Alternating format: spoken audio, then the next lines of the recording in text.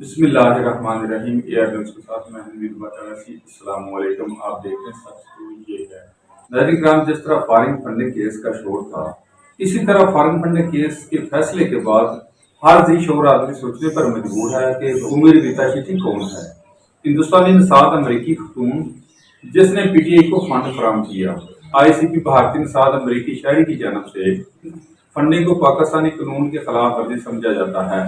Web desk کے ذریعے 2 اگست 2022 ڈی اے کیپٹل کے managing director Rita Shetty Columbia University یا file Islamabad P T I کے غیر ملکی فنڈنگ کا فیصلہ سناتے ہوئے کہا کہ سابقہ وزیر اعظم عمران خان کی پارٹی کو غیر قانونی طریقے سے فنڈز ملے۔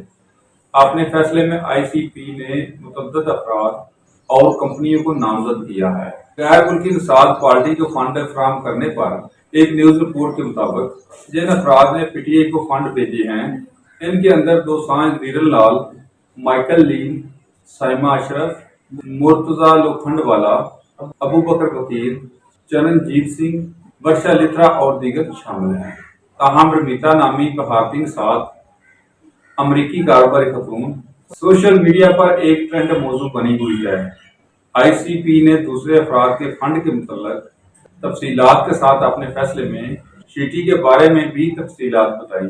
تحریری فیصلے میں کاروباری خاتون کے نام کے خلاف بریکٹ میں سنگاپور کا ذکر کیا گیا ہے، جس سے ملنے والی فنڈنگ کی جگہ کا حوالہ دیا گیا ہے۔ تحریری حکم نامے کے صفحہ 67 پر آئی سی پی نے کہا ہے کہ پی ٹی آئی بھی ریتا شیٹی سے ملنے والے عطیات سے مستفید ہے، جو کہ ہندوستانی نژاد امریکی کاروباری خاتون ہیں۔ آئی سی پی نے مزید بتایا کہ ریتا شیٹی نے خان کی پی ٹی آئی کو $13,750 مالیت کے فنڈز بھیجے، جو کہ غیر قانونی فنڈنگ اور پاکستانی قانون کی خلاف ورزی کے زمرے میں آتا ہے۔ مسز ریتا شیٹی ایک ہندوستانی شہری ہیں جنہوں نے سنگاپور سے پی ٹی آئی کو فنڈز بھیجے ہیں۔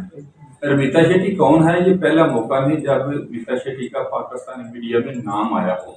دی نیوز کے مطابق اس کا نام اس سے قبل ہمارے نامہ نگار فخر دورانی کی ایک کہانی میں شائع ہوا تھا۔ شیٹی کے ڈی آئی کیپٹل کے مینیجنگ ڈائریکٹر اور پاکستانی نژاد امریکی تاجر ناصر عزیز احمد کی اہلیہ ہیں۔ متعلقہ کہانیاں پی ٹی آئی کا اصرار ہے کہ آئی سی پی پارٹی کے خلاف غیر ملکی فنڈنگ ثابت کرنے میں ناکام رہا۔ سیاسی جماعتوں اور عالمی منظر نامے کو غیر ملکی فنڈنگ پر پابندی۔